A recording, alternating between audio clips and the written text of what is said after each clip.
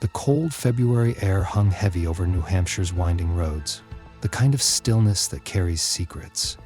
It was February 9, 2004, when 21-year-old Maura Murray, a nursing student at the University of Massachusetts Amherst, mysteriously vanished. One moment she was there, her car disabled on the side of Route 112 in Haverhill, New Hampshire, and then, as if swallowed by the wilderness, she was gone. No trace, no definitive answers, only questions that have endured for decades. That evening, a concerned school bus driver, Butch Atwood, spotted Maura's black 1996 Saturn facing the wrong way on the icy road. He stopped and asked if she needed help. Maura, calm yet oddly dismissive, assured him she had already called for assistance. But that was a lie. Phone records later showed no such call. Moments after Atwood left, Maura was gone. Not a scream, not a struggle, just an eerie silence replacing her presence. By the time police arrived, the only evidence left was her car, airbags deployed, a cracked windshield, and a few personal belongings inside. There was no blood, no footprints leading away in the snow, no signs of a struggle. Just an empty road beneath a vast, indifferent sky. Authorities launched an immediate search, but there was no sign of Maura. The nearby woods, the snow-covered fields, the frozen riverbanks, nothing yielded answers. In the days that followed, Maura's disappearance transformed from a missing persons case into one of America's most baffling mysteries. Why had she been driving to New Hampshire in the first place? What was she running from? And more importantly, where was she now?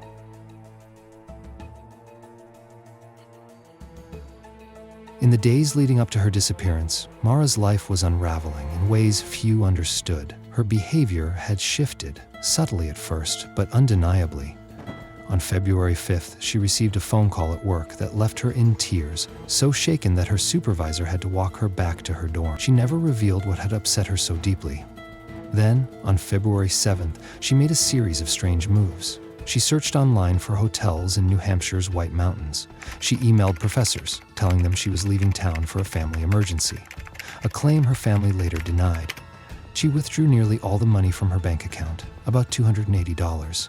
The next morning, she packed up her dorm, taking with her a few essentials but leaving behind items like her textbooks, a telltale sign she wasn't planning to return anytime soon. Later that afternoon, Maura bought alcohol at a local liquor store, enough to suggest she wasn't just stopping for a single drink. Surveillance footage captured her purchase, a box of wine, vodka, and Bailey's Irish Cream. To this day, it remains one of the last confirmed sightings of her. She then began her drive north, away from Amherst, heading towards New Hampshire. But why? Some theorized she was running from something. Others believed she was running towards something, or someone. Regardless of the reason, her journey ended abruptly on Route 1012. After the car crash, she simply vanished. Her dorm room remained untouched. A printed email to her boyfriend apologizing for something sat on her desk. A single packed bag hinted at her leaving, but for how long? And where was she going?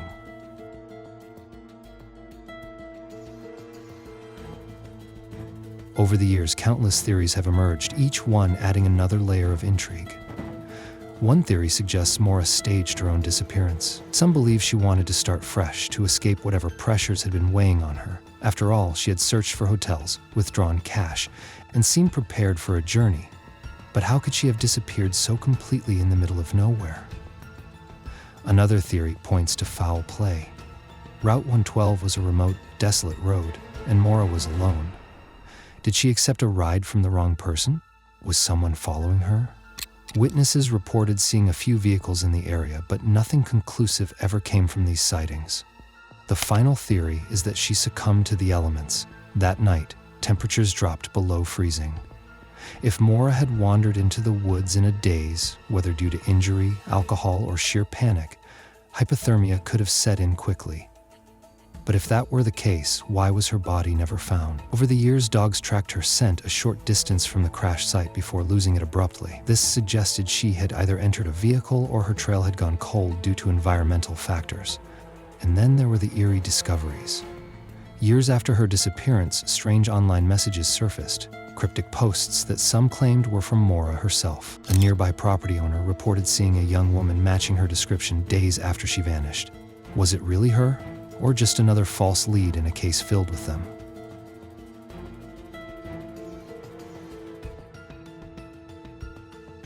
Maura's family never stopped searching. Her father, Fred Murray, became relentless in his pursuit of answers. He knocked on doors, combed through forests, and confronted authorities who he believed hadn't done enough. He theorized that Maura had met with foul play. Perhaps abducted, perhaps worse. The lack of solid leads only deepened the frustration. Investigators followed hundreds of tips, but nothing ever led them closer to Maura. For Fred, every passing day without answers was unbearable. One of the most chilling aspects of the case was the way Maura's scent disappeared just a short distance from the crash site. Search dogs tracked it for a short stretch before it vanished completely.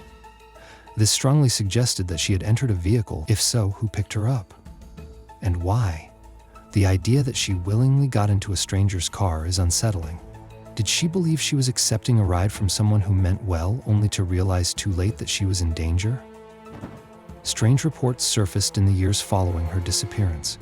A local claimed to have seen a young woman matching Maura's description in a nearby town, days after she vanished. The lead was investigated but led nowhere. In another bizarre twist, human remains were found near Loon Mountain, just miles from where Maura had disappeared, but DNA tests ruled out any connection to her. The heartbreak of false hope became a painful reality for her family. Despite the years of uncertainty, Fred Murray remains convinced that Maura did not simply wander off to die. He believes someone knows something.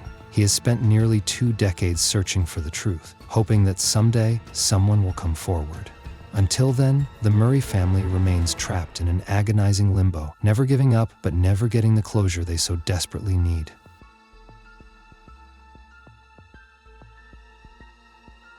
More than 2 decades have passed, yet Maura's case remains one of the most perplexing missing persons stories in history. It has been the subject of countless theories, podcasts, and documentaries. But despite all the media attention, no new evidence has surfaced to explain what truly happened that night. The reality remains the same.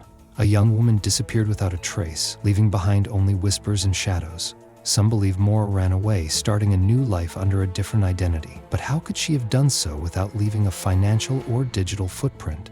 Others argue that she succumbed to the elements, but extensive searches turned up no remains. The most haunting theory is that she encountered the wrong person on that isolated road, someone who saw an opportunity and took it. If that were the case, why was there never a credible suspect?